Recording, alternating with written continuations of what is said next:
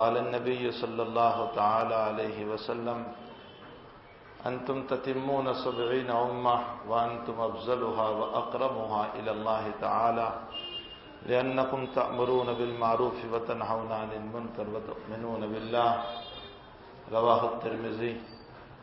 وقال النبي صلى الله عليه وسلم الناس معادن كمعادن الذهب والفضة او كما قال صلی اللہ تعالی علیہ وسلم رواہ مسلم وغیرہ. خیارہم فی الجاہلیہ خیارہم فی الاسلام اذا فقہوا. بزرگوں، بھائیو، دوستو، عزیزو، اللہ جل شانہ نے ہر انسان میں صلاحیتیں رکھی ہیں. دنیا میں آنے والے جتنے انسان ہیں سب میں صلاحیتیں موجود ہیں، چاہے وہ مسلمان ہو چاہے وہ غیر مسلم ہو، سب میں صلاحیتیں ہیں. اسی لیے اللہ کے حبیب پاک صلی اللہ علیہ وسلم نے ایک روایت میں ارشاد فرمایا کل مولود یولد علی الفطرہ فابواہ یحودانہ او ینصرانہ او یمجسانہ. ہر بچہ ایمان پر پیدا ہوتا ہے، پھر اس کے ماں باپ اگر یہودی ہوتے ہیں اسے یہودی بنا دیتے ہیں اپنی محنتوں سے. اس کی صلاحیت یہودیت پر چلی جاتی ہے. اس کے ماں باپ اگر نصرانی ہوتے ہیں اسے نصرانی بنا دیتے ہیں، اس کی صلاحیتیں نصرانیت پر چلی جاتی ہیں. اس کے ماں باپ اگر مجوسی ہوتے ہیں اس کو مجوس بنا دیتے ہیں، اس کی صلاحیت مجوسیت پر چلی جاتی ہے. ورنہ ہر بچہ فطرت اسلام پر، فطرت ایمان پر پیدا ہوتا ہے. دنیا میں آنے والا ہر انسان اس وعدے کو لے کر آتا ہے جو اللہ تعالیٰ نے عہد الستو میں ہم سب سے عہد لیا تھا. الستو بربکم، کیا میں تمہارا رب نہیں ہوں؟ اور سب نے عالم ارواح میں یہ کہا تھا کہ جی تو ہمارا رب ہے. اس میں مسلم نے بھی کہا تھا، اس میں غیر مسلم نے بھی کہا تھا. جتنے لوگ دنیا میں آ رہے ہیں سبھی نے کہا تھا. لیکن دنیا میں آنے کے بعد ان لوگوں کی صلاحیتیں بدل جاتی ہیں. بعض اکابر کے سلسلے میں یہاں تک لکھا ہے کہ وہ فرماتے ہیں کہ میں نے جو اللہ کو وعدہ کیا تھا، ہاں کہا تھا اور یہ کہا تھا کہ تو ہمارا رب ہے، فرمایا ابھی تک وہ آواز میرے کان میں گونج رہی ہے. سیدنا عبد القادر جیلانی رحمۃ اللہ علیہ کے سلسلے میں ہے، فرمایا کہ وہ آواز میرے کان میں گونج رہی ہے کہ جو میں نے اللہ کو جواب دیا تھا اور جو اللہ نے ہم سے سوال کیا تھا. تو دنیا میں آنے والے ہر شخص اور ہر شخصیت، چاہے وہ تعلق ہندویت سے ہو، عیسائیت سے ہو، یہودیت سے ہو، مجوسیت سے ہو، مشرکیت سے ہو، اسلام سے ہو، جتنے لوگ دنیا میں آتے ہیں وہ صلاحیتوں کو لے کر آتے ہیں. لیکن صلاحیتیں انسان میں چھپی ہوئی ہے. پیدا ہوتے ہی صلاحیتیں ظاہر نہیں ہوتی. ہر بچہ جب پیدا ہوتا ہے تو ہمیں یہ پتہ نہیں چلتا ہے کہ یہ بچہ بڑا ہو کر کیا بنے گا. یہ عالم بنے گا، یہ غیر عالم بنے گا، یہ مفتی بنے گا، یہ شیخ الحدیث بنے گا، یہ محدث بنے گا، یہ ٹیچر بنے گا، یہ لائر بنے گا، یہ ایم پی بنے گا، یہ ایم ایل اے بنے گا. یہ کیا مقام پر جائے گا دنیا میں پیدا ہونے والے بچے پر کوئی نہیں کہہ سکتا. البتہ جیسے جیسے بڑا ہوتا ہے اس کی صلاحیتیں کھلتی جاتی ہیں. اب اس کی صلاحیتوں پر جیسی محنت ہوگی اسی کے مطابق وہ بچہ نکھر کر سامنے آتا ہے. اس کی صلاحیتیں اسی طرح کھل کر سامنے آتی ہے. اسی کو اللہ کے حبیب پاک صلی اللہ علیہ وسلم نے اس روایت شریفہ میں بڑے عجیب انداز میں ارشاد فرمایا الناس معادن کمعادن الذهب والفضة. دنیا میں کانیں ہوتی ہے، مائنس، جس کو آپ مائنس کہتے ہیں نا، دنیا میں کانیں ہیں. ان کانوں میں زمینوں میں کہیں سونے کے کان، کہیں چاندی کی کان، کہیں پیٹرول کی کان، کہیں ڈیزل کی کان، اور کہیں تانبے کی کان، کہیں ایلومینیم کی کان، اور کہیں لوہے کی کان، نہ معلوم کتنی مائنز اور پتھروں کی کان، پھر پتھروں میں بھی مختلف قسم کے اس میں فروق اور فرق ہیں، کوئی گرینائٹ نکال رہا ہے زمین سے اور کوئی سنگ مرمر نکال رہا ہے زمین سے، نہ معلوم کتنے پتھر اور کتنی کانیں اللہ تعالیٰ نے اس زمین کے اندر رکھی ہیں۔ جیسے جیسے زمین پر محنتیں ہوتی ہے ویسے ویسے وہ کانیں اندر میں کھلتی جاتی ہے، کہیں پر کوئلہ نکل رہا ہے، کہیں پر لوکھن نکل رہا ہے، کہیں پر چاندی نکل رہی ہے، کہیں پر پیٹرول نکل رہا ہے، کہیں پر سونا نکل رہا ہے، کہیں پر پتھر نکل رہا ہے۔ جیسے زمینوں پر محنت ہوتی جاتی ہے اسی طرح اندر کی کانیں، اندر کی چیزیں ظاہر ہوتی جاتی ہے۔ اللہ کے حبیب پاک صلی اللہ علیہ وسلم نے یہی مثال دے کر سمجھایا۔ الناس، میرا نبی جب مثال دیتا ہے، ایک میری اور آپ کی مثالیں ہوتی ہے۔ میری اور آپ کی مثالیں کیا ہوتی ہیں؟ ایک زید تھا، ایک بکر تھا، ایک خالد تھا، ایک بس ضرب زید امرن، ہمارے مدرسوں میں بھی چلتی رہتی ہے مثالیں۔ زید نے بکر کو مارا، کبھی بکر مرتا بھی ہے، کبھی بکر زندہ بھی ہوتا ہے، کبھی زید مارنے والا ہوتا ہے، کبھی زید زندہ ہونے والا، بس یہ مثالیں مدرسوں میں ہمارے بھی چلتی رہتی ہے۔ ہماری مثالیں دنیا کی مثال بہت تھوڑی مثال، ہمارا دماغ چھوٹا، ہماری مثالیں بھی بہت چھوٹی، ہماری مثالوں پر اشکال بھی ہو سکتے ہیں، ہماری مثال پر سوال بھی ہو سکتے ہیں، ہماری مثال پر کوئی طنز بھی کر سکتا ہے۔ ایک میرے نبی علیہ الصلوۃ والسلام کی مثال ہے، اس لیے کہ وہ اللہ کے وہاں سے لے کر بولتا ہے، اپنی طرف سے وہ کچھ نہیں بولتا۔ ما ينطق عن الهوى ان هو الا وحی یوحى، وہ جو بولتے ہیں اللہ کی طرف سے لے کر بولتے ہیں۔ ایک جگہ اللہ کے حبیب نے بڑی پیاری مثال دی، بڑی عجیب مثال دی۔ بخاری شریف کتاب الایمان کی روایت ہے، مثلی ومثل ما بعثنی اللہ بالعلم والہدى کمثل الغیث۔ حضرت جی یوسف صاحب رحمۃ اللہ علیہ نے جذبات میں شاملی کے اجتماع میں ارشاد فرمایا تھا، وہ جذبات کا جملہ کسی نے کہہ دیا ورنہ وہ حقیقت پر مبنی ہے۔ حضرت فرماتے ہیں کہ اگر اس روایت پر مجھے رات بھر بلا لو تو بھی نبی کے علوم ختم نہیں ہوں گے۔ صرف ایک حدیث، مثلی ومثل ما بعثنی اللہ بالعلم والہدى کمثل الغیث۔ اللہ کے نبی علیہ السلام فرماتے ہیں کہ میں جس ہدایت کو لے کر آیا، میں جس علم کو لے کر آیا، میں جس دولت کو لے کر آیا، اس کی مثال بارش کے پانی کی طرح ہے، کمثل الغیث، بارش کا پانی۔ حضرت نے اپنی ہدایت کی مثال، اپنی لائی ہوئی شریعت کی مثال، اپنے علم کی مثال یہ بارش کے پانی سے کیوں دی؟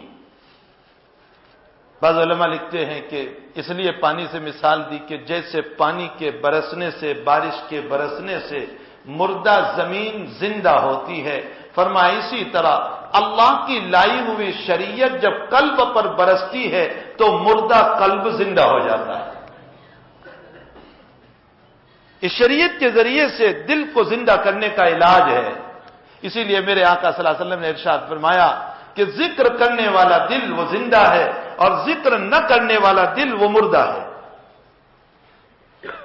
اللہ کے حبیب کا ایک ارشاد گرامی، فرمایا تم اپنے مکانوں میں نماز پڑھا کرو، تم اپنے مکانوں میں نماز پڑھا کرو، فرائض مسجد میں پڑھو، کچھ نوافل، کچھ تہجد، کچھ سنتیں اپنے مکانوں میں بھی پڑھا کرو، مکانوں میں نماز پڑھو۔ وَلَا تَتَّخِذُوهَا قُبُورًا، اللہ کے حبیب فرماتے ہیں تمہارے مکانوں کو قبرستان مت بناؤ، تمہارے مکانوں کو قبرستان نہ بناؤ۔ آقا صلی اللہ علیہ وسلم اس مثال میں کیا کہنا چاہ رہے ہیں؟ تمہارے مکانوں کو قبرستان نہ بناؤ۔ حضرت یہ ارشاد فرمانا چاہتے ہیں عام محدثین کی زبان میں، فرمایا جیسے مردے قبرستان میں نماز نہیں پڑھتے، خاموش سناٹا ہے وہاں پر، ایک مردے قبرستان میں نماز نہیں پڑھتے، اگر تم بھی اپنے مکانوں میں نماز نہیں پڑھو گے تو تمہارا مکان بھی قبرستان ہو گیا۔ تمہارے مکان میں اور قبرستان میں کوئی فرق نہیں، وہ بھی نماز نہیں پڑھ رہے، وہاں خاموش سناٹا ہے، تمہارے مکان میں بھی تم نماز نہیں پڑھتے۔ اسی لیے ہمارے اکابر، عجیب ہے، حضرت قاری صدیق زبانوی رحمۃ اللہ علیہ کے ساتھ ایک مرتبہ میرا سفر ہوا تو قاری صاحب رحمۃ اللہ علیہ ایک مکان کے افتتاح کے لیے تشریف لے گئے بارڈولی میں، تو جیسے آج کل کا مزاج ہے پورا مکان دکھاتے، حضرت یہ بیڈ روم، سلیپنگ روم، سٹنگ روم، فلاں روم، سارے روم بتائے، اور اب تو ٹوائلٹ بھی بتاتے ہیں۔ اب تو نظارہ کراتے کراتے ٹوائلٹ بھی بتاتے حضرت یہ ٹوائلٹ ہے۔ قاری صاحب رحمۃ اللہ علیہ نے اخیر میں ایک سوال فرمایا کہ تم نے سارے روم بنائے، کوئی نماز روم بھی بنایا ہے؟ اللہ اکبر۔ فرمایا کوئی نماز روم بنایا اپنے مکان میں؟ وہ مکان کے بنانے والے خاموش ہے۔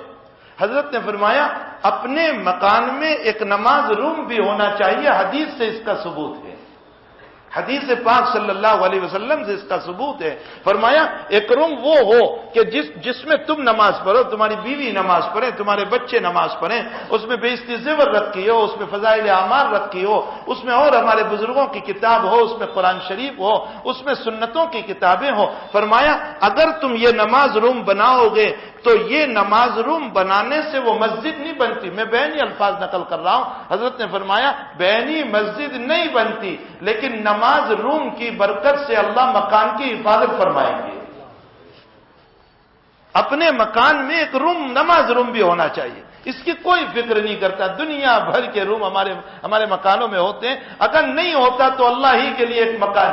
اسی لیے تو حضرت نبی کریم صلی اللہ علیہ وسلم سے اس کا ثبوت ملتا ہے۔ حضرت اتبان ابن مالک رضی اللہ تعالیٰ عنہ اپنے محلے کے امام تھے، انصاری صحابی رضی اللہ تعالیٰ عنہ ہے۔ آنکھوں میں جب کمزوری آ گئی، بینائی کمزور ہو گئے، فرمائے یا رسول اللہ صلی اللہ علیہ وسلم میرے اور مسجد کے درمیان فاصلہ ہے، اور پانی جب آتا ہے، بارش جب آتی ہے تو میں مسجد تک جا نہیں سکتا۔ حضرت میرا جی یہ چاہتا ہے کہ اب میں عاجز ہو گیا ہوں مسجد تک جانے سے، بارش کے زمانے میں چونکہ پانی بہت بہتا ہے تو میں مسجد تک نہیں جا سکتا، تو ایسی مجبوری میں میں اپنے مکان میں نماز پڑھنے کا ارادہ رکھتا ہوں، میری مجبوری کی وجہ سے کیا حضرت آپ اجازت دیں گے؟ حضرت نے فرمایا مجبوری میں مکان میں پل لیا کرو۔ تو اب اتبان آگے فرماتے ہیں اللہ کے حبیب پاک صلی اللہ علیہ وسلم میرا جی یہ چاہتا ہے کہ میں اپنے مکان میں جس جگہ کو نماز کے لیے بنانا چاہتا ہوں حضرت آپ وہاں تشریف لا کر برکتاً 2 رکعت نماز پڑھ دیں۔ بخاری شریف کی روایت ہے، حضرت نے ارشاد فرمایا اچھی بات ہے، مجھے وقت ملے گا میں آ جاؤں گا۔ 2-4 دن جب گزرے ہیں تو حضرت نبی کریم صلی اللہ علیہ وسلم صدیق اکبر اور اپنے چند صحابہ کے ساتھ ان کے مکان تشریف لے گئے، اور جب مکان پہ پہنچے تو حضرت اتبان سے فرمایا اینا اصلی، میں کہاں نماز پڑھ دوں؟ اس روایت پر ہمارے حضرت شیخ رحمۃ اللہ علیہ نے ایک عجیب بات ارشاد فرمائی ہے، فرمایا آج کل کے جاہل پیر اپنے مریدوں کے مکان میں جا کر جو منمانی کرتے ہیں وہ اس روایت سے سبق حاصل کرے، ساری کائنات کا نبی اس سے بڑھ کر پیر کوئی نہیں ہو سکتا، لیکن اپنے صحابی کو پوچھ رہے ہیں میں کہاں نماز پڑھ دوں، اپنی منمانی نہیں چلائی کسی کے مکان میں۔ حالانکہ آقا صلی اللہ تعالی علیہ وسلم صحابی رسول کے مکان میں جاتے، جہاں نماز پڑھتے تھے وہ صحابی کہاں منع کرنے والے تھے، لیکن اللہ کے حبیب نے امت کو یہ سبق دیا کہ کسی کے مکان میں تم اپنی نہ چلاؤ، صاحب مکان سے پوچھو، کسی کے مکان میں تم جس طرح چاہیں نہ چلے جاؤ، صاحب مکان سے اجازت لو۔ بعض صحابہ کے بعد میں تو یہاں تک لکھا ہے کہ حضرت ان کے مکان پر تشریف لے گئے، اجازت چاہی، سلام کیا، وہ صحابی غسل کرنے والے تھے، اور جیسے ہی حضرت کی آواز سنی تو جلدی غسل سے فارغ ہوئے اور تشریف لائے باہر۔ حضرت نے جب پانی ٹپکتے ہوئے دیکھا تو فرمایا لعلک اعجلت، شاید تم نے جلدی کر لی میری وجہ سے۔ فرمایا جی یا رسول اللہ آپ اجازت مانگے اور میں جلدی نہ آؤں۔ حضرت نے فرمایا کیا ضرورت پڑی تھی اتنی جلدی کرنے کی، اطمینان سے غسل کرتے، میں چلا جاتا واپس بعد میں آتا۔ قربان جائیے رسول اللہ صلی اللہ علیہ وسلم پر ہم نے سطحی علوم لیے ہیں اپنے نبی سے، بصیرت نہیں ہے۔ اسی لیے ہمارے حضرت شیخ رحمۃ اللہ علیہ بخاری شریف کے درس میں حضرت اکثر فرمایا کرتے تھے اے لوگوں اللہ کے حبیب کی باتوں کو دل و جان سے دلوں میں اتارو، اللہ کے حبیب کی باتوں کو دل و جان سے دلوں میں اتارو۔ اللہ کرے کہ ہم نبی کے علوم کو دلوں میں اتارنے والے بن جائیں۔ جس دن نبی کے علوم دلوں میں اتر گئے، خدا کی قسم دنیا کی ساری محبتیں ہیچ نظر آئے گی۔ بہرحال میں یہ کہہ رہا تھا کہ لا تتخذوها قبورا، تم اپنے مکان کو قبرستان نہ بناؤ، عام محدثین تو یہی فرماتے ہیں کہ جیسے مردے قبرستان میں نماز نہیں پڑھتے، تم بھی اپنے مکانوں میں نوافل سنن وغیرہ نہیں پڑھو گے، تہجد وغیرہ نہیں پڑھو گے تو تمہارے مکان میں کوئی نماز پڑھنے والا نہیں ہوگا، تمہارا مکان اور قبرستان دونوں برابر ہو گیا، اس لیے اپنے مکانوں میں نماز پڑھا کرو۔ لیکن ہمارے حضرت شیخ رحمۃ اللہ علیہ نے ایک اور بات اس جگہ ارشاد فرمائی، میں نبی کے جملوں کی مثالیں سمجھانا چاہتا ہوں۔ ہمارے حضرت شیخ رحمۃ اللہ علیہ فرماتے ہیں محدثین کا جواب میرے سر پر، لیکن چکی کا پات یہ ہے۔ حضرت اپنے آپ کو چکی کا پات کہتے تھے۔ فرمایا چکی کا پات یہ ہے۔ اس کے بعد حضرت نے اس کی تشریح اور اس کی شرح کرتے ہوئے فرمایا کہ آقا صلی اللہ علیہ وسلم یہ بتانا چاہتے ہیں، اے لوگوں، جس دل میں اللہ کا ذکر نہیں ہوتا ہے وہ مردہ ہے، اور ادھر قبرستان میں بھی مردہ پڑے ہیں، اور تم مکانوں میں ذکر یعنی نماز نہیں پڑھو گے تو اس صورت میں تمہارا مکان بھی مردوں کی شمار میں ہو جائے گا۔ اللہ ہمارے مکانوں کو مردوں کے شمار میں کرنے سے بچائے۔ ہم اپنے مکانوں میں کچھ تہجد، کچھ نوافل، کچھ سنت، کچھ ذکر، کچھ تلاوت قرآن یہ کرنے والے بنے تو مثلی ومثل ما بعثنی اللہ بالعلم والہدی، عام محدثین نے تو یہی فرمایا کہ جس طرح بارش کے ذریعے سے زمین زندہ ہوتی ہے، اللہ کے نبی کے علوم سے، آپ کی حدیثوں سے، آپ کی لائی ہوئی ہدایت سے، آپ کی لائی ہوئی شریعت سے، اسی طرح اللہ کے حبیب پاک صلی اللہ علیہ وسلم فرماتے ہیں کہ تمہارے قلوب اور تمہارے دل زندہ ہوں گے۔ اور ہمارے حضرت جی مایوسف صاحب رحمۃ اللہ علیہ فرماتے ہیں، ایک عجیب مطلب اس کا بیان فرمایا، اے لوگوں، تم دنیا بھر کی چیزیں کھا لو اور پی لو لیکن پیاس تو پانی ہی سے بجھتی ہے۔ تم نے آئس کریم کھائی، پھر کیا کہتے ہیں؟ پانی لاؤ۔ تم نے پیپسی پی لی، پھر کہتے ہیں پانی لاؤ۔ تم نے فلاں چیز پی لی، پھر کہتے ہیں پانی لاؤ۔ ارے بھائی، ابھی تم نے ٹھنڈا پیا، ابھی تم نے ٹھنڈا کھایا، پھر بھی پانی مانگتے جا رہے ہو۔ تم نے کولڈ ڈرنکس ابھی پی، پھر بھی تم پانی مانگ رہے ہو، تو تم کہہ رہے ہو پیاس تو پانی ہی سے بجھتی ہے۔ فرمایا اسی طرح اللہ کے حبیب اس روایت میں یہ بتانا چاہ رہے ہیں کہ اے لوگوں، دنیا بھر کے تمام علوم کو حاصل کر لو، تمہارے روح کا سکون تو میری شریعت ہی سے بجھنے والا ہے۔ میری شریعت کے بغیر تمہیں سکون نہیں مل سکتا، میری شریعت کے بغیر تمہیں راحت نہیں مل سکتی۔ میری شریعت وہ شریعت ہے جس سے تمہارے دلوں کو سکون ملے گا، تمہارے قلب کو سکون ملے گا۔ مثلی ومثل ما بعثنی اللہ بالعلم والہدی کمثل الغیث، بارش کی مثال دے کر اللہ کے حبیب ان باتوں کی طرف اشارہ کرتے ہوئے آگے عجیب مثال دیتے ہوئے حضرت فرماتے ہیں، ایک وہ زمین ہے کہ جو پانی کو جمع کرتی ہے اور اس کے اندر سے روئیدگی ہوتی ہے، اس کے اندر سے گلے اگتے ہیں، فروٹس نکلتے ہیں، پھول نکلتے ہیں۔ فرمایا اسی طرح میری امت کے کچھ دل تو وہ ہیں کہ جس پر میری شریعت گئی تو ان کا دل کام میں آ گیا، تقوی آ گیا، تقوی کی روئیدگی ہوئی، اس کے اندر سے تقوی کے درخت نکلے اور لوگوں کو فائدہ پہنچانے والے بنے۔ فرمایا ایک وہ زمین ہوتی ہے کہ جس میں اگتا کچھ نہیں ہے لیکن وہ پانی کو جمع کرتا ہے، جیسے تالاب ہے، جیسے سمندر ہے، جیسے کھڈا ہے، اس نے پانی کو جمع کیا اور دوسروں کو فائدہ پہنچایا۔ میری امت کا ایک طبقہ وہ ہوگا کہ جو میری شریعت کو جمع کر کے امت کو فائدہ پہنچائے گا، اور زمین کی ایک قسم وہ ہوتی ہے کہ جو کھاری ہے، نمکین ہے، نہ اگتا ہے، نہ پانی جمع ہوتا ہے۔ فرمایا میری امت کا ایک طبقہ وہ ہوگا کہ جس پر میری ہدایت جائے گی، میرا علم جائے گا، میری روشنی پہنچے گی، لیکن کوئی فائدہ ان کو نہیں ہوگا بلکہ کھاری زمین سے کانٹے نکلتے ہیں۔ اسی طرح وہ میری امت کا وہ طبقہ بھی میری امت کو ستانے والا بنے گا، اس سے کانٹے نکلیں گے، وہ دوسروں کو تکلیفیں پہنچانے والا بنے گا، وہ دوسروں کے لیے باعث عذاب بنے گا۔ امت کا یہ طبقہ بڑا خطرناک ہے جو دوسروں کو تکلیف پہنچانے والا ہے، جو نبی کے کلام پر سوال کرنے والا، جو نبی کی باتوں پر اشکال کرنے والا۔ تو میرے بھائیوں، اللہ کے حبیب پاک صلی اللہ علیہ وسلم فرماتے ہیں کہ تمام انسان اپنے اندر معادن ذهب والفضہ یعنی سونا اور چاندی کے کان کی طرح صلاحیتیں لے کر کے آئے ہیں۔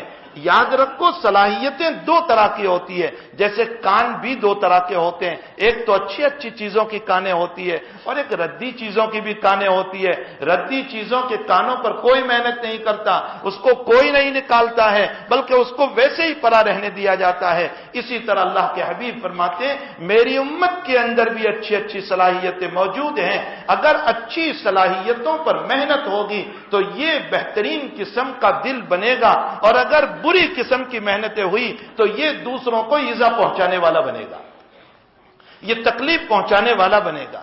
نبی اکرم صلی اللہ علیہ وسلم کی اس مثال کے اندر، اللہ اکبر اللہ اکبر، اس مثال کے اندر آقا صلی اللہ علیہ وسلم یہ بتانا چاہ رہے ہیں میری امت کی صلاحیتوں کو بنانے کے لیے ان پر محنتوں کی ضرورت ہے۔ محنت دو طرح کی دنیا میں چلتی ہے، ایک محنت تو دنیا میں وہ چل رہی ہے جس سے بگاڑ پیدا ہو رہا ہے، ننگا پن اور یانیت والا فحش قسم کا، ایک وہ محنتیں بھی دنیا میں چل رہی ہیں، ٹی وی کے ذریعے سے، ٹیلی ویژن کے ذریعے سے، انٹرنیٹ کے ذریعے سے، موبائل کے ذریعے سے، نہ معلوم دنیا کی یہ باطل محنتیں اور فحش محنتیں کتنے طریق پر دنیا میں جاری ہے، جنہوں نے اپنے جوانوں کو بگاڑ کر رکھ دیا، جنہوں نے ہماری بیٹی کو بگاڑ کر رکھ دیا۔ آج عالم یہ ہو گیا ہے کہ یہ گندی محنتوں میں ہمارا مسلمان جوان بھی بہہ پڑا اور ہماری بچی بھی بہہ پڑی، اور نتیجہ یہ ہوا کہ آج مزاج امت کا یہ بن چکا ہے کہ زنا اور نکاح کا فرق ختم ہو گیا۔ آج امت میں حلال اور حرام کا فرق ختم ہو گیا، آج امت میں مجرم اور غیر مجرم کا فرق ختم ہو گیا، آج امت میں محرم اور غیر محرم کا فرق ختم ہو گیا، یہ سارے فروق ختم ہو گئے۔ حالانکہ میرے نبی علیہ الصلوۃ والسلام نے پردے کی اہمیت پر کتنی باتیں ذکر فرمائی، اللہ اکبر۔ مسلم شریف کی روایتیں حضرت ام سلمہ اور حضرت ام حبیبہ حضرت کے پاس تشریف فرما ہے، عبداللہ ابن ام مکتوم نابینا صحابی ہے، وہ آ گئے حضور کی مجلس میں جہاں یہ دونوں عورتیں بھی قریب میں بیٹھی ہوئی تھی اور کوئی نہیں تھا، اللہ کے حبیب اور اپنی دو بیویاں تھی۔ عبداللہ ابن ام مکتوم تشریف لائے تو اللہ کے حبیب نے ان دونوں اپنی بیویوں سے فرمایا پردہ کر لو، تو دونوں بیویوں نے کہا یا رسول اللہ عبداللہ ابن ام مکتوم تو نابینا ہے، وہ تو ہمیں دیکھتے نہیں، پردے کی کیا ضرورت ہے؟ اللہ کے نبی نے فرمایا افا امیہ وانے انتما، وہ نہیں دیکھتا تم تو دیکھتی ہو، تم اندر میں چلی جاؤ۔ لیکن آج فحش محنتیں، باطل محنتیں، گندی محنتیں، مٹانے والی محنتیں، بغاوتوں والی محنتیں، اللہ کی نافرمانیوں والی محنتیں دنیا میں اتنی چل رہی ہے، اتنی محنتیں چل رہی ہے۔ اس کے مقابلے میں میرے بھائیوں ایک محنت وہ ہے جو اللہ اس کے رسول صلی اللہ علیہ وسلم کی محنت ہے، جس محنت کو لے کر سارے انبیاء کرام علیہ السلام تشریف لائے، جس محنت کو لے کر محمد الرسول اللہ صلی اللہ علیہ وسلم نے اپنی مکی زندگی کے 13 سال حالات میں گزارے، اور حالات بھی کیسے، اللہ اکبر، وہ حالات ہمارے رونگٹے کھڑے ہو جاتے ہیں، صرف بیان کرنے کے رہ گئے، باقی ہمارا تو وہ پسینہ بھی نہیں بہتا جو ان کا خون بہا تھا، صرف بیان کے مسئلے رہ گئے۔ آج وہ بلال جو امیہ ابن خلف کا غلام، اور جب اس نے کلمہ پڑھا لا الہ الا اللہ کا تو امیہ کا ظلم شروع ہوا، وہ کورے سے مارتا اور مارتے مارتے تھک جاتا تو اس کے بعد کورا رکھ کر سانس لیتا اور یہ کہتا میں رحم کی وجہ سے نہیں چھوڑ رہا ہوں، میں تو سانس لینے کے لیے چھوڑ رہا ہوں، اور پھر وہ مارنا شروع کرتا، اور مارتے مارتے بھی جب وہ باز نہیں آئے حضرت بلال تو دوسرے نمبر پر ریت کو گرم کیا اور ریت کو گرم کر کے بلال کو سلایا اور اوپر وہ گرم پتھر رکھ دیا۔ کون سا گرم پتھر؟ اہل سیرت نے لکھا ہے کہ اس گرم پتھر پر قطعۃ لحم، اگر گوشت کا ٹکڑا رکھ دو تو وہ بھی تھوڑی دیر میں بھون جائے گا، ایسا گرم پتھر، ایسا گرم پتھر بلال کے پیٹ پر رکھ دیا جاتا، اور اس کے بعد بھی جب بلال باز نہیں آئے تو گلے میں رسی ڈال کر اوباشوں اور بدماشوں نے پتھروں کے اندر حضرت بلال کو کھینچا اور لہو لہان ہو گئے حضرت بلال رضی اللہ تعالیٰ عنہ، لیکن نعرہ ایک ہی تھا، احد احد احد احد احد احد، ایک اللہ ہے، میں نہیں چھوڑوں گا۔ وہ خباب رضی اللہ تعالیٰ عنہ اس کی آقانی کو اس کی عورت جو تھی، جو سیٹھانی تھی، اس کو پتا چلا کہ خباب مسلمان ہو گیا اور کلمہ پڑھ لیا، تو خباب بتی چلاتے تھے، لوہار کا کام کرتے تھے، اور آقانی نے لوہار کا کام سکھایا تھا۔ وہ آئی اور خباب سے پوچھا تم مسلمان ہو گئے، تم صحابی بن گئے، تم نے کلمہ پڑھ لیا؟ فرمایا ہاں میں نے کلمہ پڑھ لیا، اس لیے کہ لا الہ الا اللہ کے ساتھ جھوٹ نہیں بول سکتا۔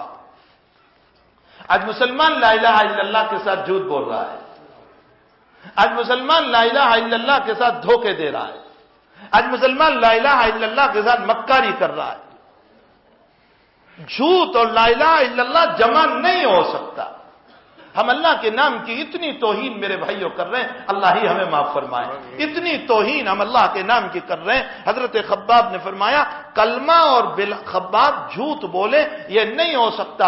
غصے میں آقانی نے، سیٹھانی نے وہ ایک لوہا جو بھٹی میں گرم ہو رہا تھا وہ کسی چیز سے پکڑا، اور پکڑنے کے بعد خباب کے سر پر رکھ دیا، اور خباب کا سر پک کر وہاں سے پیپ بہنے لگا، بے ہوش ہو گئے حضرت خباب۔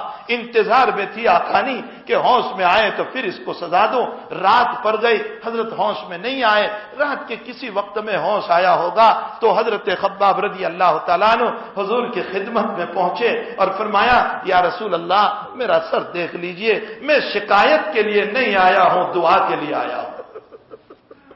میں شکایت کے لیے نہیں آیا، میں شکایت کے لیے نہیں آیا، میں تو دعا کے لیے آیا ہوں۔ اللہ کے حبیب میرے لیے دعا کر دیجئے۔ اور اللہ کے نبی نے دعا فرمائی اللہم انصر لخباب، اے اللہ میرے خباب کی مدد فرما، میرے خباب کی مدد فرما، میرے خباب کی مدد فرما۔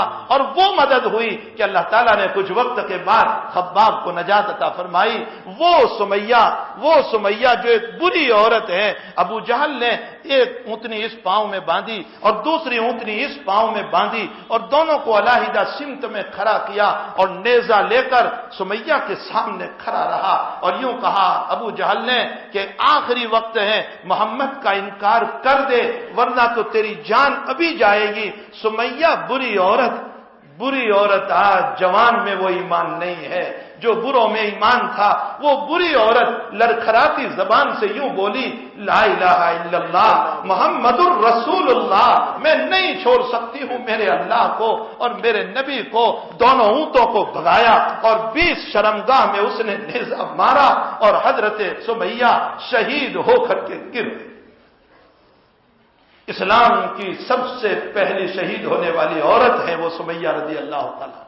میرے بھائیوں یہ واقعات بیان کرنے بہت آسان ہے، یہ واقعات بولنے بہت آسان ہے، یہ واقعات کو سن کر ذرا سا تبصرہ کر لینا کہ بڑا اچھا بیان اور بڑی اچھی باتیں اور فلاں یہ بہت آسان ہے۔ اصل تو یہ ہے کہ یہ ایک محنت ہے جو محمد رسول اللہ صلی اللہ علیہ وسلم نے اس امت کو دی، اللہ نے اس نبی کو دی، اور اس نبی نے کن حالات میں، کن پریشانیوں میں، کن حالات اور کن پریشانیوں میں اس محنت کو دنیا میں زندہ کیا۔ خود نبی کریم صلی اللہ علیہ وسلم کی وہ زندگی، وہ شیب ابی طالب کی زندگی جو آپ نے 2.5 سال تک بائقات کی جو زندگی گزاری ہے، نہ کوئی بات کرنے والا، نہ کوئی کھانا دینے والا، نہ کوئی بات کرنے والا، نہ بازار میں کوئی پیسوں کے بدلے میں کھانا دینے والا۔ عبداللہ ابن مسعود رضی اللہ تعالیٰ عنہ فرماتے ہیں میں بائقات کے زمانے میں میرے نبی کے ساتھ تھا، رات میں پیشاب کرنے گیا، پیشاب میرا پڑا کسی چیز پر تو میں نے دیکھا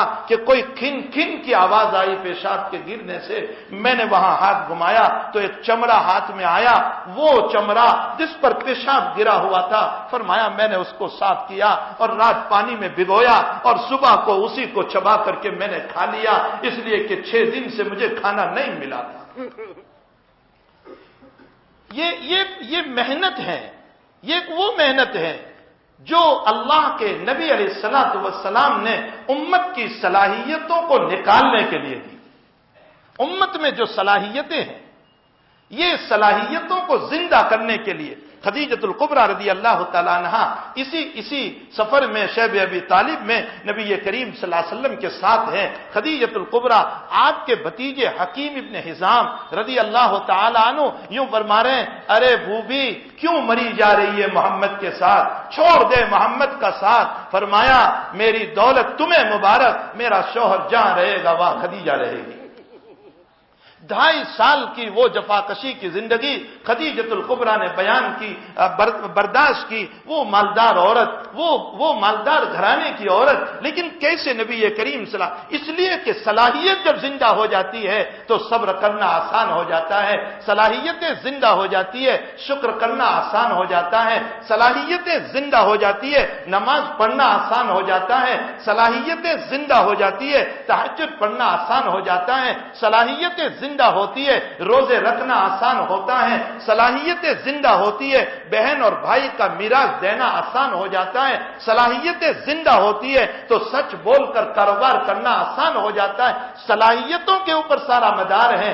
میرا نبی انہی صلاحیتوں کو امت میں اجاگر کرنے کے لیے ان حالات پر حالات برداشت کرتا جا رہا ہے تاکہ امت میں یہ صلاحیت پیدا ہو جائے. حضرت حکیم ابن حزام رضی اللہ تعالیٰ عنہ اپنی پھوپھی سے بڑی محبت، ایک پوتلی کے اندر تھوڑے سے جو پکا کر اور تھوڑے سے ستو یہ بھون کر اپنی پھوپھی کے لیے بھیج رہا ہے. جو خادم لے کر جا رہا ہے، ابو جہل راستے میں ملا، کہاں جا رہا ہے؟ اس کو لے کر خادم نے کہا کہ حکیم ابن حزام نے خدیجہ کے لیے بھیجا. چھین لیا وہاں پر. ابو البختری وہاں ملا جس کا دل کچھ زندہ تھا. ابو البختری نے یوں کہا، ارے عمرو ابن ہشام، ابو جہل کا نام ہے، ارے عمرو ابن ہشام تیرا دل ہے یا پتھر ہے؟ جانے دے اس چیز کو، اگر اتنی چیز سے ان لوگوں کی جان بچ سکتی ہے تو بچنے دے. یہ صلاحیتوں کو پیدا کرنے. مجھے ایک واقعہ اس وقت ذہن میں آیا. حضرت مولانا منظور صاحب علیہ الرحمٰن نے اس کو بیان کیا. اس سنت پر حضرت مولانا الیاس صاحب رحمۃ اللہ علیہ کی زندگی گزری ہے، اس شیب ابی طالب کی سنت پر. حضرت مولانا الیاس صاحب رحمۃ اللہ علیہ کی اہلیہ مالدار گھرانے سے تھی، غریب گھرانے سے نہیں تھی. حضرت کی اہلیہ مالدار گھرانے سے تھی، لیکن اس دین کے خاطر اور امت میں صلاحیت کو پیدا کرنے کے لیے حضرت نے فقر و فاقہ برداشت کیا. آج کے حالات میں بیان کیا گیا ہے کہ ایک رمضان میں حضرت کو افطاری اور سحری میں کھانے کا کوئی نظام نہیں تھا، اور 5 دن بلکہ اس سے زائد دن گزر گئے کہ حضرت نے اپنی سحری گولر کھا کر، جو ایک کروا فروٹ ہوتا ہے، کروا پھل ہوتا ہے جو ہمارے پیٹ میں نہیں جا سکتا ہے، حضرت نے کئی دن سحری گولر کھا کر کے اور افطاریہ گولر کھا کر کے گزاری. جب بہت دن گزر گئے اور بیوی پر حالات اوپر نیچے ہونے لگے تو حضرت نے فرمایا میری زندگی تو ایسے ہی گزرے گی، اور تم مالدار گھرانے کی عورت، تم ان حالات کو، یہ میں پرانی داستانیں نہیں سنا رہا ہوں، یہ زرزمین ہند کے اس اللہ کے بندے کی داستان سنا رہا ہوں جس نے صلاحیتوں کو پیدا کرنے اور کھولنے کے لیے اس محنت کو جاری فرمایا. اپنے اہلیہ سے کہا میری درخواست ہے تو تیرے ماں باپ کے وہاں چلی جا، تو چاہے تو میں طلاق دے دوں، اس لیے کہ یہ حالات تو نہیں برداشت کر سکے گی. بیوی بھی کیسی تھی، ہمارے اکابر سے پوچھو وہ کیسی بیوی تھی. گھر میں گئی اور کچھ پیسے تھوڑے تھوڑے جمع کیے تھے وہ لے کر کے آئی. فرمایا مجھے تم علیحدہ کرو گے آخرت سے، جنت سے، ارے یہ پیسے بھی تمہارے دین میں لگا دو، میں بھی اسی طرح گولر کھا کر اپنے رمضان کو برداشت کر لوں گی. اللہ ان کی قبروں پر لاکھوں رحمتیں نازل فرمائیں جو اس عظیم کام کو ہمیں دے کر گئے ہیں. امت کی صلاحیت کو اجاگر کرنے کے لیے اور امت کی صلاحیت کو کھولنے کے لیے جو محنتیں کر کے گئے. میرے آقا صلی اللہ تعالی علیہ وسلم کی مکی 13 سالہ زندگی امت کی صلاحیتوں کو اجاگر کرنے کے لیے تھی، ورنہ وہ نبی دعا کرتا اس کے لیے شیب ابی طالب کے دروازے کھل سکتے تھے، اس کے لیے مکہ کے کافر مر سکتے تھے، اس کی دعاؤں پر مکہ میں حالات آ سکتے تھے، اس کی دعاؤں پر طائف کو 2 پہاڑوں کے بیچ میں ختم کیا جا سکتا تھا، اس کی دعاؤں پر کھنچے اتر سکتے تھے، اس کی دعاؤں پر کپڑوں کے تھان آ سکتے تھے. لیکن اس نے یہ سوچا کہ اگر میں نے یہ زندگی گزاری تو میری امت میں صلاحیتیں پیدا نہیں ہو سکتی. اپنی امت کی صلاحیتوں کو اجاگر کرنے کے لیے اللہ کے حبیب پاک صلی اللہ علیہ وسلم نے یہ سارے حالات برداشت کیے. طائف کے حالات برداشت. کیسے طائف کے حالات؟ میں واقعے کی طرف جانا نہیں چاہتا, میں صرف اشارہ کر رہا ہوں کہ دو تکے کے آدمی جو بدماش اور نالائق قسم کے, وہ امام الانبیاء کو پتھر مارتے جا رہے ہیں. اور پتھر بھی کہاں مارے؟ ابن ہشام نے لکھا ہے کہ حضرت کے پاؤں پر پتھر مارتے تھے. حضرت پاؤں کے پتھروں کا زخم کھا کر بیٹھ جاتے تھے تو یہ لوگ دو بازو پکڑ کے حضرت کو کھڑے کرتے تھے اور پھر پتھر مارنا شروع کرتے تھے, یہاں تک کہ حضرت لہو لہان ہو گئے. حضرت مولانا علی میاں صاحب رحمۃ اللہ علیہ نے ایک عجیب بات لکھی ہے, فرمایا اگر تم اس کو غلط نہ سمجھو تو میں تمہیں کہوں گا جیسے تم پانی میں غسل کرتے ہو, طائف میں میرے نبی نے خون میں غسل کیا تھا. طائف میں میرے نبی نے خون میں, یہ تو تاریخ کے لکھنے والوں نے صرف اتنا لکھا کہ اتنا خون نکلا کہ جوتیاں مبارک جم گئی. یہ جوتیاں مبارک کیسے جم جاتی اگر پورا بدن لہو لہان نہ ہوتا؟ یہ سب امت کی صلاحیتوں کو اجاگر کرنے کے لیے ہے. اب امت کی صلاحیت میں سب سے پہلی صلاحیت وہ ہے ہمارا لا الہ الا اللہ محمد الرسول اللہ.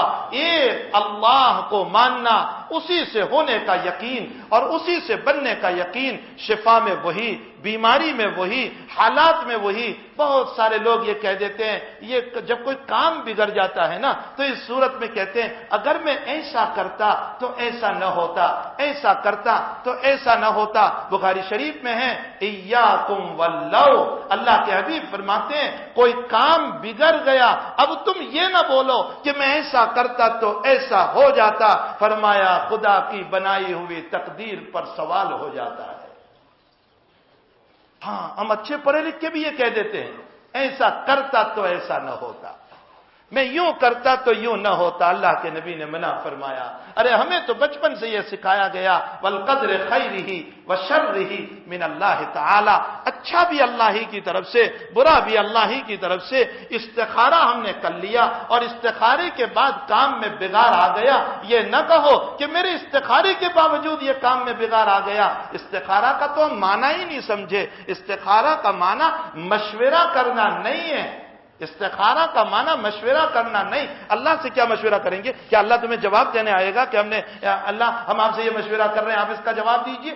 مشورہ تو اپنوں سے ہوا کرتا ہے. مشورہ جو ہوتا ہے وہ تو اپنوں سے ہوا کرتا ہے. استخارہ کا معنی ہوتا ہے مشورہ کرنے کے بعد تم جو کام کرنے جا رہے ہو اس میں اللہ سے خیر طلب کرنا. استخارہ کا معنی خیر طلب کرنا. اللہ سے خیر طلب کرو, اے اللہ میں یہ کام شروع کرنے جا رہا ہوں, آپ اس میں برکت عطا فرمائیے, آپ اس کے دروازوں کو کھول دیجئے. ہم نے چونکہ استخارہ کا معنی کیا سمجھ لیا کہ اللہ سے مشورہ, اس لیے پوچھتے ہیں کوئی خواب آیا کہ نہیں استخارہ کے بعد؟ یہ معلوم نہیں کہاں سے اٹھا کر کے لے آئے.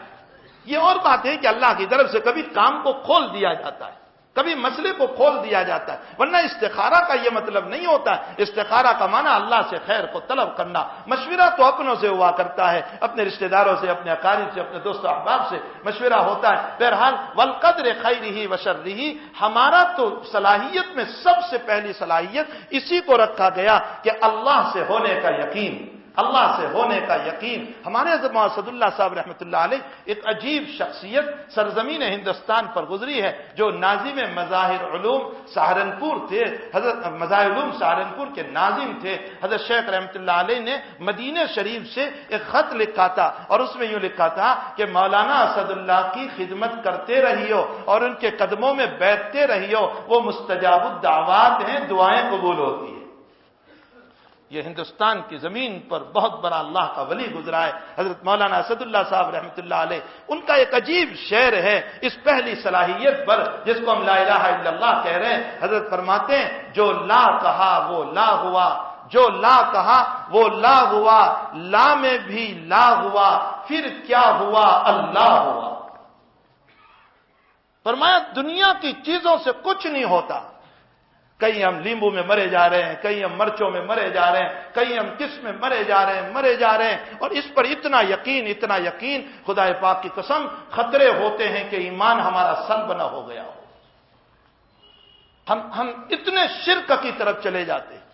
اللہ ہی ہمیں معاف فرمائے۔ ہماری پہلی صلاحیت جس کو نبی نے اجاگر کیا وہ ہے لا الہ الا اللہ، جو بلال کی زبان سے پتھر کھا کر بھی زبان سے نکلتا رہا لا الہ الا اللہ۔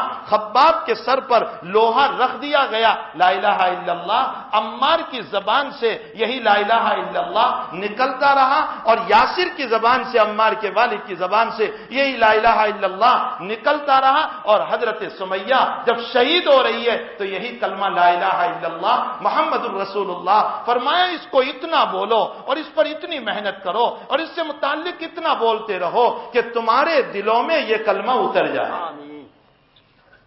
یہ صلاحیت ہمارے اندر پیدا ہو جائے کہ ایک اللہ ہی سے ہوتا ہے، اس کے علاوہ کسی سے نہیں ہوتا۔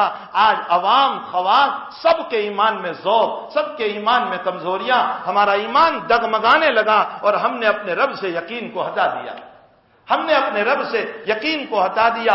دنیا میں عجیب حال ہے، ایک روایت اس وقت ذہن میں آ رہی ہے، میرے آقا صلی اللہ علیہ وسلم کے پاس ایک صحابی تشریف لائے، بہت لمبی روایت ہے، اس کا ایک ٹکڑا میں صرف ذکر کروں۔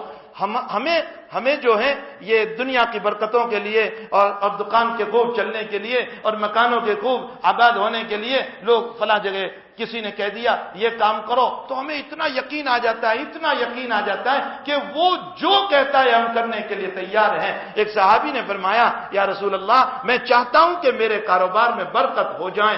اللہ کے نبی ایک عجیب بات بتا رہے ہیں، عدیم علی الطہارتی، عجیم علی الطہارت وسع اللہ رزقک، فرمایا ہمیشہ پاک صاف رہو اور طہارت کے ساتھ رہو، پاکیزگی کے ساتھ رہو، وضو کے ساتھ رہو، اللہ تمہاری روزی میں برکت عطا فرمائیں گے۔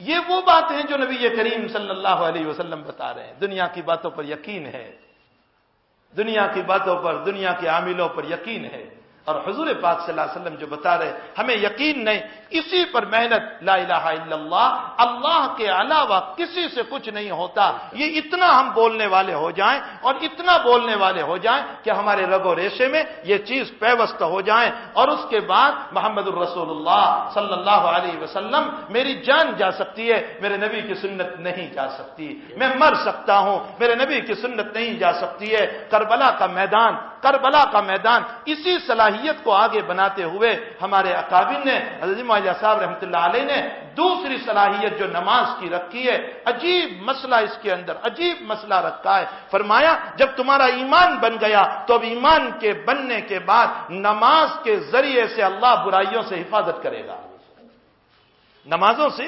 برائیوں سے۔ ان الصلاۃ تنہی عن الفحشاء والمنکر، امت کا حال اس وقت نمازوں کے باب میں کیا ہو گیا؟ امت کا حال نمازوں کے باب میں یہ ہو گیا کہ چھوٹے چھوٹے عذر سے نماز چھوڑ دیتی ہے، چھوٹے چھوٹے عذر سے بہانے بنا کر نماز چھوڑ دیتی ہے۔ کربلا کا میدان ہے، 72 آدمی ہے، 20 شہید ہو گئے، حضرت حسین رضی اللہ تعالیٰ عنہ کے 20 آدمی شہید ہو گئے، 52 بچے ہوئے، 52۔ ظہر کا وقت آ گیا، حضرت حسین نے فرمایا جاؤ شمردل جوشن سے کوئی کہو کہ ہمیں ظہر کی نماز پڑھنے دو۔ شمردل جوشن نے یوں کہا کہ اے حسین تم لوگ باغی ہو، باغیوں کو مہلت نہیں دی جائے گی۔ حضرت حسین نے زور سے کہا باغی تو تم ہو، ہم تو ہمارے نبی کے دین کو آباد کرنے کے لیے آئے۔ فرمایا اگر مہلت نہیں دیتے ہیں تو صلاۃ الخوف پڑھیں گے۔ صلاۃ الخوف پڑھی۔ صلاۃ الخوف کیسے؟ 52 میں سے 26 آدمی نماز کے لیے کھڑے ہوئے اور 26 آدمی دشمنوں کے سامنے، پھر وہ 26 آئے اور یہ 26 گئے دشمن کے سامنے، اس کو صلاۃ الخوف کہا جاتا ہے۔ صلاۃ الخوف پڑھی۔ حضرات علماء نے لکھا ہے، محدثین اس روایت پر فرماتے ہیں کسی کا سر پھوٹا ہوا، کسی کا جبرہ ٹوٹا ہوا، کسی کا پاؤں ٹوٹا ہوا، کسی کے پیٹ میں تیر لگا ہے، کسی کا ہاتھ ٹوٹا ہوا، اور اس خون کے بہاؤ کے ساتھ وہ ظہر کی نماز ادا کر رہے ہیں۔ اور ہمارا جوان کیا کہتا ہے؟ پینٹ پہنی ہے میں نماز نہیں پڑھ سکتا۔ اللہ، شوز پہنے ہیں میں نماز نہیں پڑھ سکتا، موزے پہنے ہیں نکالنے میں تکلیف ہوگی میں نماز نہیں پڑھ سکتا۔ ان لوگوں نے اس عالم میں بھی نمازوں کو ادا فرمایا، اور عصر سے پہلے سب کی شہادت سوائے زین العابدین اور چند عورتوں کے جو نبی کی نواسیاں تھی وہ بچ گئی، اور سارے شہید ہو گئے۔ اور جب ان کی گردنوں کو نیزوں پر اٹھایا گیا حضرت حسین کی گردن کو نیزوں پر جب اٹھایا گیا ہے تو حضرات علماء نے اس پر ایک عجیب بات لکھی، فرمایا اگر میری بات کو جذبات پر محمول نہ کرو، حضرت یوسف صاحب رحمۃ اللہ علیہ کی بات، فرمایا میری بات کو جذبات پر محمول نہ کرو تو پھر حسین کی روح یوں کہہ رہی ہوگی کہ اے اللہ اگر قطع ہوئے سر میں بھی اجازت ہو تو عصر کی نماز ادا ہو جائے۔ ان لوگوں نے اس عالم میں بھی پاؤں قطع ہوئے اور عصر کی نماز ادا فرمائی، ان لوگ ظہر کی نماز ادا فرمائی اور زخموں کے ساتھ ظہر کی نماز ادا فرمائی۔ آج ہم بہانوں سے نمازوں کو چھوڑ دیتے ہیں، جو اللہ کی رحمت کو لانے کا ذریعہ اسی کو ہم نے چھوڑ دیا، رب کی رحمت کہاں آ سکتی؟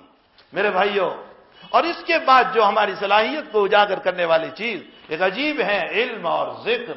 علم اور ذکر یہاں عجیب، آپ غور کیجئے، حضرات علماء اگر بیٹھے ہیں تو اس جملے پر میں ایک تھوڑا سا اشارہ کروں۔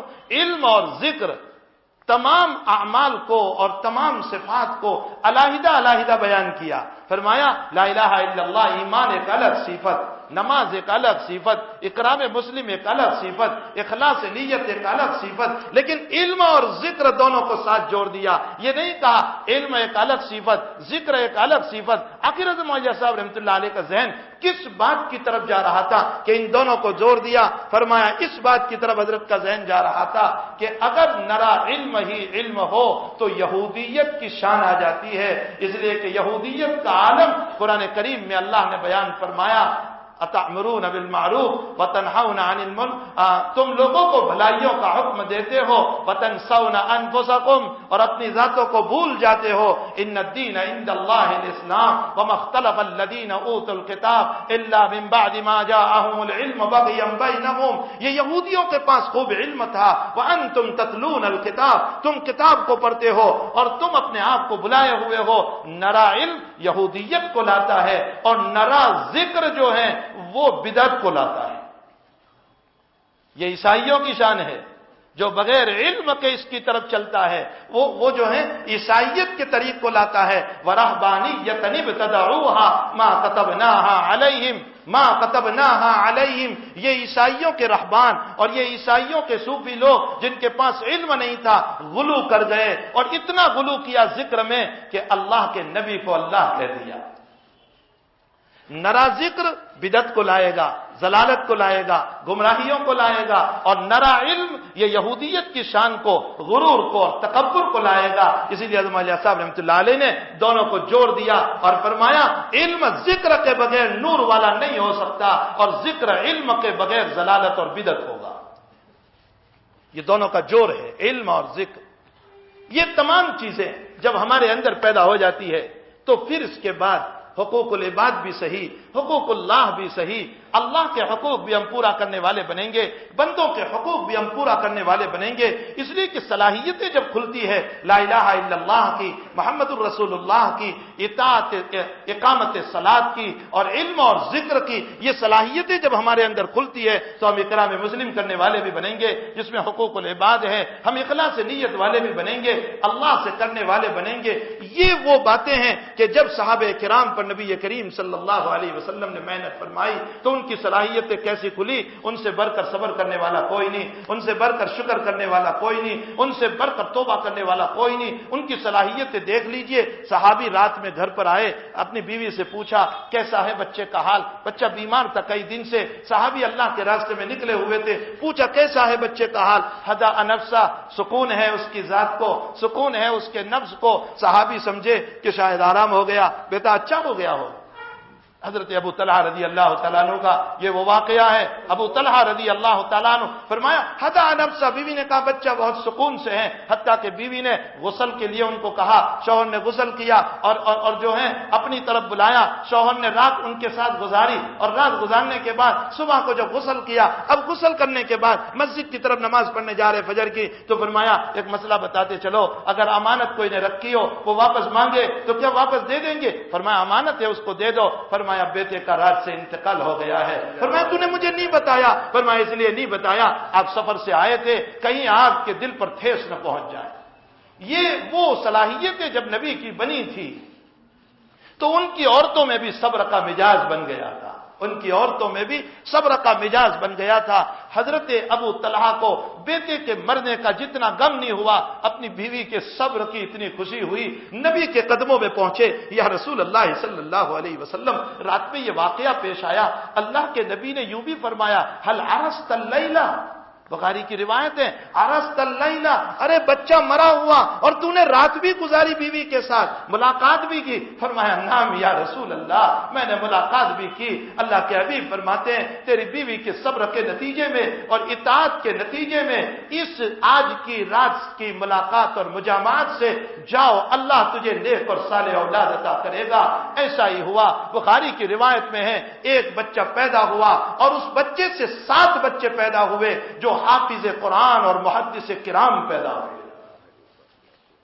یہ وہ صلاحیتیں جب بنتی ہیں نا، صلاحیتوں کے بننے پر ہے، صلاحیتیں جب بنتی ہے تو میرے بھائیوں، ایک مرتبہ صدیق اکبر رضی اللہ تعالیٰ عنہ پریشان مسجد نبوی میں تشریف لائے۔ مسجد نبوی میں اتنے میں عمر بھی آ گئے۔ حضرت عمر صدیق کو پوچھ رہے ہیں، صدیق عمر کو پوچھ رہے ہیں ابھی بے وقت تم کیسے آ گئے؟ وہ کہہ رہے ہیں ابھی بے وقت تم کیسے آ گئے، ابھی تو کوئی آنے کا وقت نہیں ہے۔ تو حضرت عمر نے فرمایا راز تو میں کہاں کھولتا، لیکن آپ میرے ہیں میں کھول دوں۔ فرمایا 2 دن سے کھانے کا نظام نہیں تھا، بے چین تھا، اس لیے میں مسجد میں پہنچ گیا ہوں۔ بہت ممکن ہے کہ نبی کریم صلی اللہ علیہ وسلم کے پاس کچھ پہنچا ہو، تو اس صورت میں مجھے بھی تھوڑا مل جائے۔ صدیق نے فرمایا قسم بخدا جس بھوک نے تجھے نکالا عمر، اسی بھوک نے مجھے نکالا ہے۔ اتنے میں نبی کریم صلی اللہ علیہ وسلم مکان سے تشریف لے آئے۔ میرے بھائیوں، صلاحیتوں سے کیا بنتا ہے وہ میں آپ کو بتا رہا ہوں، صلاحیتوں سے کیا بنتا ہے۔ حضور پاک صلی اللہ علیہ وسلم تشریف لے آئے، دونوں کی گفتگو حضرت نے اپنے مکان میں سنی تھی۔ فرمایا تمہیں جس بھوک نے نکالا اسی نے محمد الرسول اللہ کو بھی نکالا۔ اللہ کے حبیب پاک صلی اللہ علیہ وسلم نے فرمایا 2 دن سے میں بھی بھوکا ہوں۔ اللہ کے حبیب نے فرمایا چلو ابو ایوب انصاری کے پاس۔ فرمایا ابو ایوب انصاری کے پاس اگر کوئی چیز ہو تو ان سے کچھ کھا لیں گے۔ ابو ایوب انصاری کے مکان پر پہنچے، فرمایا کچھ ہے؟ گھر میں پہنچے تو ابو ایوب نہیں تھے۔ بیوی نے فرمایا اللہ کے حبیب تشریف لے آئے، میں ابھی ابو ایوب کو بلا لیتی ہوں۔ حضرت ابو ایوب باغ میں تھے، جلدی آئے، کچھ کھجور کچھ دودھ جو کچھ تھا، اور جلدی ایک بکرا ذبح فرمایا اور بکرا ذبح کر کے جلدی سے کھانا بنایا اور حضور کے سامنے رکھا۔ فرمایا یا رسول اللہ آپ تناول فرما لیجئے، مجھے کیوں نہیں بتا دیا آپ نے، مجھے کیوں نہیں بتا دیا آپ نے؟ فرمایا اللہ نے سوالات سے نبی کو منع فرمایا ہے، اللہ نے سوالات سے نبی کو منع فرمایا ہے۔ فرمایا مجھے تھوڑا سا بتا دیتے۔ جب کھانا تیار ہوا تو میرے آقا کا جملہ سنو، فرمایا تھوڑا سا کھانا میری بیٹی فاطمہ کو بھی بھیج دو، وہ بھی 3 دن سے بھوکی ہے۔ میرے بھائیوں، صلاحیتیں جب دین کی پیدا ہوتی ہے تو صبر کرنا آسان، اپنے شوہر کے ساتھ زندگی گزارنا آسان، اطاعت اور فرما برداری آسان، نماز کا پڑھنا آسان، مال کو حرام راستے سے آنے والے کو چھوڑنا آسان، حلال لقموں کو کھانا آسان۔ یہ سب کے سب مسئلے صلاحیت کے بننے پر ہیں۔ بری صلاحیتوں سے ہماری زندگیاں بگڑتی ہے، اچھی صلاحیتوں سے ہماری زندگیاں بنتی ہے۔ اسی کو نبی کریم صلی اللہ علیہ وسلم نے فرمایا الناس معادن کمعادن الذهب والفضة، الناس معادن کمعادن الذهب والفضة، جیسے زمین میں سونا اور چاندی ہے، محنت کرو گے سونا اور چاندی تمہیں ملے گا۔ اگر اپنی ذات پر محنت کرو گے تو اپنی ذات سے بھی اچھے پھل، اچھی باتیں اپنی زندگی کے اندر سے نکلے گی۔ خیارہم فی الجاہلیت خیارہم فی الاسلام، اللہ کے حبیب نے عجیب جملہ فرمایا، جو دور جاہلیت میں اچھا تھا وہ دور اسلام میں بھی اچھا ہی ہوگا اگر وہ سمجھ سے کام لے، اذا فقیہ ہو، جو سمجھ سے کام لے۔ میرے بھائیوں، آج کے اس دور میں میں سمجھتا ہوں اس سے بڑھ کر اللہ کا تحفہ کوئی نہیں ہوگا کہ اللہ نے ہم کو دعوت و تبلیغ کا تحفہ عطا فرمایا۔ اس سے بڑھ کر تحفہ کوئی نہیں ہوگا۔ کیوں؟ اس لیے کہ یہ تحفہ سب سے بڑا اس لیے اللہ کا تحفہ ہے کہ کچھ پڑھا لکھا طبقہ، کچھ علم دین سے مانوس طبقہ، وہ تو مدرسے میں جا کر بھی کچھ اپنا علم حاصل کر لے گا، وہ علماء کے پاس بیٹھ کر بھی علم حاصل کر لے گا، وہ کسی خانقاہ میں جا کر بھی اپنے علم کو حاصل کر لے گا۔ لیکن امت کا ایک وہ بڑا طبقہ جو فحش میں پڑا ہوا، جو بدکاریوں میں پڑا ہوا، جو زنا میں پڑا ہوا، جو ستا میں پڑا ہوا، جو جوا میں پڑا ہوا، جو دین سے بہت دور، جن کی زندگیوں میں نماز نہیں ہے، ایسا طبقہ، ایسا بے طلب طبقہ، بے طلب، جن کو دین کی کوئی طلب نہیں ہے، نہ دین کو چاہنا ہے، نہ دین کی طرف دوڑنا ہے، بلکہ دین کے بتانے والوں کو مارنا ہے، دین کے بتانے والوں کو گالی دینا ہے، دین کے بتانے والوں کو تانا دینا ہے، دین کے بتانے والوں کو برا بھلا کہنا ہے۔ امت کا وہ ایک بڑا طبقہ جو دین سے بہت دور اور بے ایمان بن کر کے دنیا سے جا رہا ہے، نبی کی سنت کے بغیر دنیا سے جا رہا ہے۔ عجیب جملہ فرمایا نبی کریم صلی اللہ علیہ وسلم نے، انکم تفتنون فی قبورکم، فرمایا تمہاری قبروں میں میرے متعلق آزمائے جاؤ گے۔ میرے متعلق نبی کہہ رہے ہیں، میرے متعلق تمہارا امتحان ہوگا، تمہیں پوچھا جائے گا بتاؤ یہ شخصیت کون ہے، یہ شخصیت کون ہے؟ یا تو زبانی سوال ہوگا یا اللہ کے نبی کو دکھائے جائیں گے، فرمائے یہ شخصیت کون ہے؟ حضرت شیخ رحمۃ اللہ علیہ فرماتے ہیں کہ میرے حضرت اقدس ثانوی رحمۃ اللہ علیہ فرمایا کرتے تھے کہ اللہ ایمان پر خاتمہ فرما دے، میرے نبی کی دنیا میں زیارت نہیں ہوئی، اس قول کے مطابق انشاءاللہ مرنے کے بعد زیارت ہو جائے گی، انشاءاللہ آمین، مرنے کے بعد قبر میں زیارت ہو جائے گی۔ تو یا تو زبانی سوال یا دوسرے نمبر پر حضور کو بتائے جائیں گے، بتاؤ وہ کون ہے جو تمہیں دکھائی دے رہے ہیں؟ اللہ کے حبیب فرماتے ہیں جو میرا ہوگا وہ یہ کہے گا یہ میرے نبی ہیں، جانا بالبینات والہدی، جو ہدایت کو لے کر آئے، جو قرآن کو لے کر آئے، میں نے اس کو مانا اور مان کر اس پر چلا، جس کے نتیجے میں اللہ کے فرشتے کہیں گے نم کا نومت العروس، ارے سو جا دلہن کی طرح، تجھے قیامت تک اللہ کے علاوہ اٹھانے والا کوئی نہیں ہوگا۔ اور فرمایا میرے خلاف اگر جواب دے دیا اس نے کہ میں نہیں جانتا یہ کون ہے، فرمایا فرشتے غر سے اس کو ماریں گے اور یوں کہیں گے یہی ہمیں یقین تھا کہ تو یہی جواب دینے والا ہے۔ میرے بھائیوں، نبی علیہ الصلوۃ والسلام کی یہ محنت اور یہ صلاحیت ہماری زندگیوں میں اجاگر کرنے کے لیے ہے۔ یہ ایک عظیم تحفہ اللہ تعالیٰ نے ہم کو عطا فرمایا ہے۔